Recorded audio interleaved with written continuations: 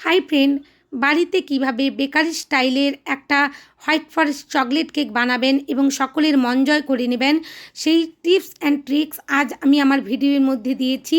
তাই ভিডিওটা স্কিপ না করে সম্পূর্ণ দেখলে আপনারাও বাড়িতে একটা পারফেক্ট বেকারি স্টাইলের হোয়াইট ফরেস্ট চকলেট কেক বানাতে পারবেন আর সবার মন জয় করে নিতে পারবেন।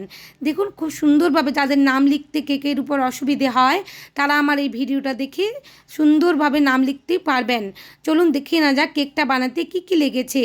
ময়দা, চিনি, তেল, ডিম, ভ্যানিলা এসেন্স আর 1 চিমটে নুন। সমস্ত জিনিস, সমস্ত উপকরণ রুম টেম্পারেচারে নিতে হবে। একটা শুকনো বাটিতে 3টে ডিম ভেঙে নিয়েছি, ইলেকট্রিক বিটার দিয়ে ভালোভাবে বিট করে নিচ্ছি। 1 চিমটে নুন দিয়ে দিলাম। নুন দেওয়ার পর ভালোভাবে বিট করে নিয়ে চিনিটা দিয়ে দেব। চিনিটা 3টে ধাপে দেব, কখনোই একসাথে দেব না। একসাথে দিলে ফোমটা বসে যাওয়ার সম্ভাবনা থাকে, তাই ধীরে ধীরে বিট করতে থাকবো আর চিনিটা 3টে ধাপে দেব। দিয়ে ভালোভাবে ইলেকট্রিক বিটার ঘুরিয়ে ঘুরিয়ে একটা ফোমি আকার করে নেব। দেখুন, সমস্ত চিনিটা দিয়ে দিয়েছি। দিয়ে ভালোভাবে এরকম 3 থেকে 4 মিনিটের জন্য বিট করে নেব ভালোভাবে।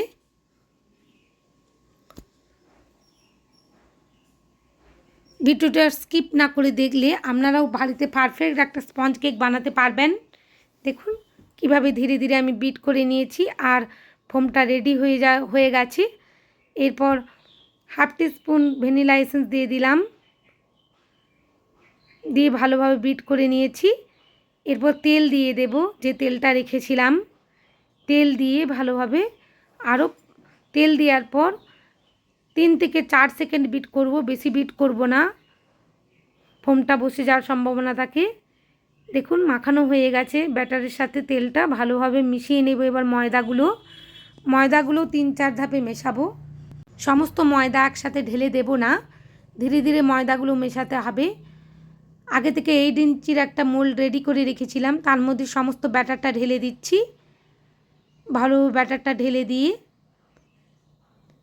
বেক করে নেব 145 ডিগ্রি সেন্টিগ্রেডে 40 মিনিটের জন্য বেক করে নিয়েছি। বেক করতে বসিয়ে দিয়েছি।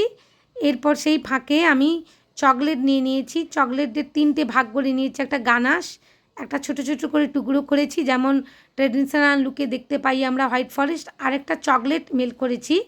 চকলেট যে মেল্ট করেছিলাম সেই চকলেট মেল্ট ডবল বয়লারে মেল্ট করেছিলাম। সেই মেল্ট করা চকলেটটা ধীরে ধীরে গার্নিশিং করে নিচ্ছি, যেভাবে বেকারিতে পাওয়া যায় কেকে। হোয়াইট ফরেস্ট কেকের মাঝে একটা গোল মতন চকলেটের থাকে, সেই গোল মতন চকলেট গার্নিশিং করে নিচ্ছি। চকলেট মেল্ট করে, এটা গানাশ দিয়ে কখনোই গার্নিশিং করা যাবে না, চকলেট গার্নিশিং তৈরি করা যায় না। দেখুন খুব সুন্দরভাবে ওএইচপি শিটের মধ্যে গোল মতন চকলেটটা যে মেল্ট করেছিলাম সেই চকলেটটা দিয়েই করে নিচ্ছি। পাইপিং ব্যাগের মধ্যে সমস্ত চকলেটটা নিয়ে নিয়েছি। এরপর ধীরে ধীরে চারিদিকে যেখানে যেখানে ফাঁকা আছে চকলেটটা দিয়ে গোল আকার একটা করে নেব, করে ফ্রিজের মধ্যে সেট করতে রেখে দেব।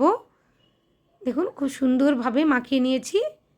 এই কাজগুলো কেক বেক হওয়ার সময় করে নিলে ভালো, তাহলে কেকটা ফিনিশিং কম সময় হয়ে যাবে। দেখুন খুব সুন্দরভাবে ওইচপি শিটের মধ্যে গোল করে নিলাম।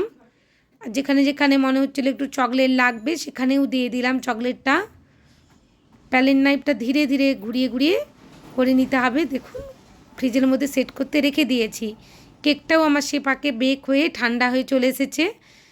দেখুন বাটার পেপারটা তুলে নিয়ে ধীরে ধীরে কেটে নিচ্ছি। 3টে লেয়ারে ভাগ করে নেব। এটা একটা 1.5 পাউন্ডের কেকের অর্ডার ছিল। এটা অনেকটা দূরে যাওয়ার কথা ছিল, যিনি নিয়ে যাবেন দূরে নিয়ে যাবেন বলেছিলেন, তাই উঁচু করতে না বলেছিলেন, তাই 8 ইঞ্চির মোল্ডেই বেক করেছিলাম। ভালোভাবে সোপ করে নিয়েছি। সোপ করে নিয়ে এবার ক্রিম দিয়ে ভালোভাবে প্যালেট নাইফ দিয়ে চারিদিকে ছড়িয়ে দেব। সব সময় কেকের স্পঞ্জগুলো সোপ করে নিলে ভালোভাবে কেকটা নরম হয়, ফ্রিজে রাখার পর ড্রাই হয়ে যায় না। ভালোভাবে গানাশটা ছড়িয়ে দিলাম, যে গানাশটা রেডি করে রেখেছিলাম। হোয়াইট চকো চিপস দিয়ে দিচ্ছি। ভালোভাবে লেয়ারে ভরে ভরে হোয়াইট চকো চিপস দিতে হবে, যাতে মুখে কাট করার সময় পরে ভালোভাবে মুখে দেখুন দ্বিতীয় লেয়ারটাও বসিয়ে দিলাম একইভাবে, সুগার সিরাপ দিয়ে সোপ করে নিয়েছি এবং আর ক্রিম দিয়ে ভালোভাবে মাখিয়ে নেব। এইভাবে যদি আপনি একটা কেক বানান পারফেক্ট রেজাল্ট আসবে আর কাস্টমার খুশি হয়ে যাবে, বা নিজের বাড়ির মানুষদের জন্যও যদি বানান তো মন জয় করতে বাধ্য। দেখুন খুব সুন্দরভাবে ধীরে ধীরে ক্রিমগুলো চারিদিকে ছড়িয়ে দিচ্ছি আর ক্রাম কোটিং করে নিয়ে চলে যাচ্ছি একইভাবে। এরপর গানাশটা দিয়ে দিলাম, সমস্ত গানাশটাই দিয়ে দিয়েছি, দিয়ে চারিদিকে ভালোভাবে মাখিয়ে নিচ্ছি। এভাবে চারিদিকে ভালোভাবে ছড়িয়ে দিতে হবে গানাশটা। আর চকো চিপস ছিল, চকো চিপসটা দিয়ে দিলাম, ভালোভাবে লেয়ারে ভরে ভরে চকো চিপস দিয়ে দিয়েছি। এভাবে কেক বানালে একটা পারফেক্ট কেক বানাতে পারবেন। দেখুন তৃতীয় লেয়ারটাও দিয়ে দিলাম, দিয়ে ভালোভাবে ক্রিম দিয়ে মাখিয়ে নিয়েছি। মাখিয়ে ক্রাম কোটিং করে ফ্রিজের মধ্যে রেখে দেব। ভালোভাবে মসৃণ করে নিতে হবে প্যালেট নাইফ দিয়ে ধীরে ধীরে। স্পঞ্জ খুব নরম উঠে চলে আসার সম্ভাবনা থাকে, তাই ধীরে ধীরে আলতো হাতে প্যালেট নাইফ দিয়ে ঘুরিয়ে ঘুরিয়ে ক্রাম কোটিং করে নিয়েছিলাম। ফ্রিজের মধ্যে রেখে দিয়েছিলাম, ফ্রিজে সেট করে এরপর ফিনিশিং করে নিচ্ছি। খুব অল্প ক্রিমেই ফিনিশিং করে নেব, বেশি ক্রিম লাগবে না। দেখুন ধীরে ধীরে যেখানে যেখানে ক্রিমের প্রয়োজন মনে হচ্ছে দিয়ে ভালোভাবে প্যালেট নাইফ ঘুরিয়ে ঘুরিয়ে চারিদিক থেকে ফিনিশিং করে নিতে হবে অল্প অল্প ক্রিম দিয়ে। ওনারা কোনো ডিজাইন দেননি, আমি নিজে থেকেই একটা বেকারি স্টাইলের পারফেক্ট হোয়াইট ফরেস্ট তৈরি করতে চেয়েছিলাম। তো ওনাদের খুবই খুশি হয়েছিলেন ওনারা এই কেকের ছবিটা দেখে বা কেকটা পেয়ে। আর যার বার্থডে সেই ছোট্ট মেয়েটা খুবই আনন্দিত হয়েছিল এই কেকটা পেয়ে। দেখুন খুব সুন্দরভাবে ফিনিশিং করে নিতে হবে, ধীরে ধীরে ফিনিশিং করে নিয়েছি। আর ফ্রিজের মধ্যে সেট করব না, প্রথমেই আমি ফিনিশিং করার পরেই চকলেটের গুঁড়োগুলো যে করে রেখেছিলাম ফ্রিজের মধ্যে রেখে দিয়েছিলাম ছোট ছোট করে কেটে, সেই চকলেটটা দিয়ে আমি কোডিং করে নেব, চারিদিকে ছড়িয়ে দেব। কখনো এই পর্যায়ে কেকটাকে ফিনিশিং করার পর ফ্রিজে ঢুকিয়ে দিলে এই ছোট ছোট টুকরোগুলো আটকাতে একটু অসুবিধে হয়, কষ্ট হয়, আমার সেটা মনে হয় ব্যক্তিগতভাবে। তাই আমি ফিনিশিং করার সাথে সাথেই এই কাজটা করে নেই যখন ব্ল্যাক ফরেস্ট বা হোয়াইট ফরেস্ট বানাই। দেখুন ভালোভাবে আটকে গেলে তারপর ফ্রিজের মধ্যে সেট করতে রেখে দেব, তাহলে ভালোভাবে চকলেটটা সেট হয়ে যায়। নাহলে ক্রিমটা ফ্রিজের মধ্যে সেট হয়ে গেলে হয় সেট হতে অসুবিধে হয় ওই চকলেটগুলো ধরতে। দেখুন যে গার্নিশিংটা তৈরি করেছিলাম ওই পিসিটের মধ্যে সেটা বসিয়ে দিলাম।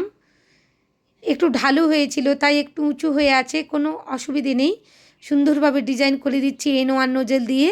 আর চেরি বসিয়ে দেব, বসিয়ে নাম লিখে দিয়েছি। নামটা আমি আগেই দেখিয়েছি কীভাবে বসিয়েছি।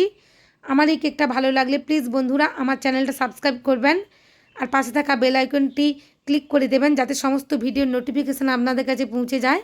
আর লাইক আর কমেন্ট করতে ভুলবেন না। আপনারাও পারফেক্টভাবে এরকম একটা কেক বানাতে পারবেন যদি বাড়িতে চেষ্টা করেন। দেখুন কত সুন্দরভাবে যেই অংশগুলো ফাঁকা ছিল সেই অংশগুলোতে আমি ছোট ছোট টুকরো করা চকলেটগুলো দিয়ে দিচ্ছি, দিয়ে একটা পারফেক্ট লুক এসেছিলো। এই কেকটা বানিয়ে আমি খুবই খুশি হয়েছিলাম, এত সুন্দর একটা রেজাল্ট এসেছিলো আর ওনাদেরও খুব ভালো লেগেছিলো। দেখুন ধারগুলোতে ছোট্ট একটা 46 নোজেলের ছোটোটা পাওয়া যায়, সেটা দিয়েই আমি ডিজাইন করে দিচ্ছি, খুব সুন্দরভাবে ডিজাইন করে দিচ্ছি। ডিজাইন করা হয়ে গেল, কেকটা দেখতে খুব সুন্দর লাগছে। থ্যাংক ইউ বন্ধুরা আমার ভিডিওটা দেখার জন্য।